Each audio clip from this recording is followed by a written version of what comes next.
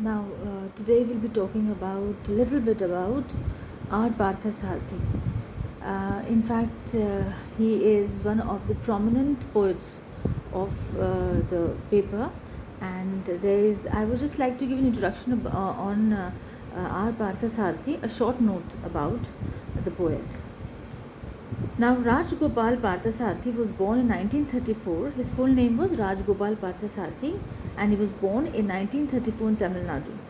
He is also a translator, a critic, and an editor too. Now, an author of Rough Passage, a three-part autobiographical poem which addresses the poet's own background of both Indian and English cultures. R. Parthasarathy has divided this rough passage, name of the series of this poem, into three sections. The first is exile, the second is trial, and the third is homecoming.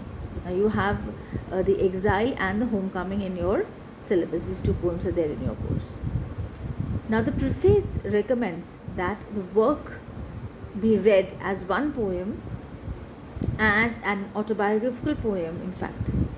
Now the sequence is initiated by the tension felt by the poet between his Tamil heritage and the environment in which he grew up, that of English language and of the Britannica. Now, which produced a feeling of displacement in him and in many of his generations. Now, R. Parthasarathy is the most reticent also of the Indian poets because he is conscientious and fastidious craftsman who revives his poems constantly. He thinks in images, and his poems become a memorable individual images of his own reflection of his personal thoughts. He is one of the two major voices in Indian English poetry.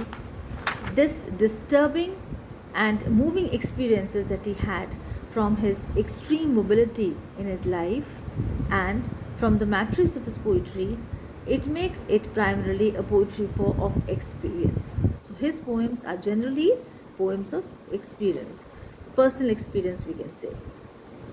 The year 1963 and 64 in England was significant for Parthasarathy as it proved to be a culture shock to him. He emerged there as a bilingual writer and more importantly as a translator of Tamil and Sanskrit writings into English. So the year 1963-64 where he spent in England had been a great influential year for Parthasarathy because he also learned translations and he learned other languages too apart from English.